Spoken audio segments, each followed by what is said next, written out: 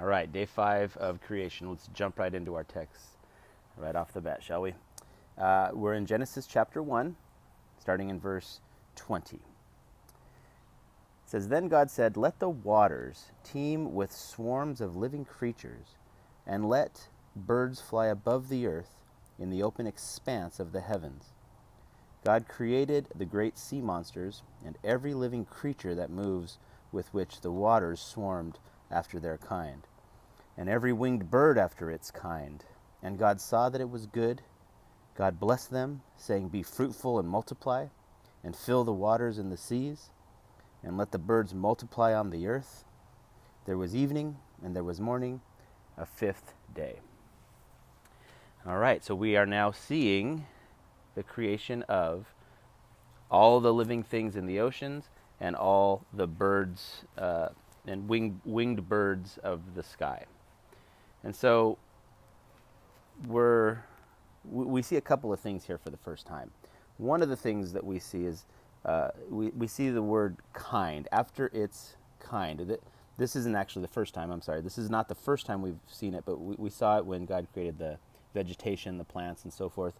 But after its kind, I want to focus on that just for a second. During the flood, or before the flood, when God commanded Noah to build the ark, and then he brought all the animals, two of every kind of animal, onto the ark. What that word kind means, back then they didn't have the word species or anything like that. So what would have been on the ark would have been two elephants. And they probably would have been baby elephants, not full-grown adult elephants. And then from there, every different variety of elephant would have spawned from that original two that was on the ark. There would have been two dogs. And so all the different breeds and kinds of dogs that we see today would have originated from those two dogs that were on the ark. And so on and so on. Just two cats, and all the different cats we see would have come from those two cats on the ark. So these things that it says, God created the great sea monsters and every living creature that moves, with which the waters swarmed after their kind. So there were different kinds, right? But then there were also different varieties within those kinds. Okay. The other thing I wanted to point out is in verse 22, where it says that God blessed them. He blessed these animals. It says, God blessed them, saying, "Be fruitful and multiply, and fill the waters and the seas, and let birds multiply on the earth." This is the first time that we see the word blessed. This is the first time that God blesses something or someone. And this idea of them being blessed, it's an admonition for them to fill the earth, for them to multiply on the earth, and to be fruitful, right? So this is a blessing, and we're going to see this on the next day of creation when God creates all the four-legged animals and all the animals that creep on the earth, and when He creates human beings.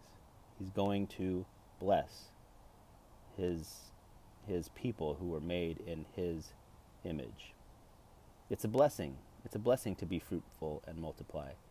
And God has now blessed the creatures of the sea and the winged birds of the air.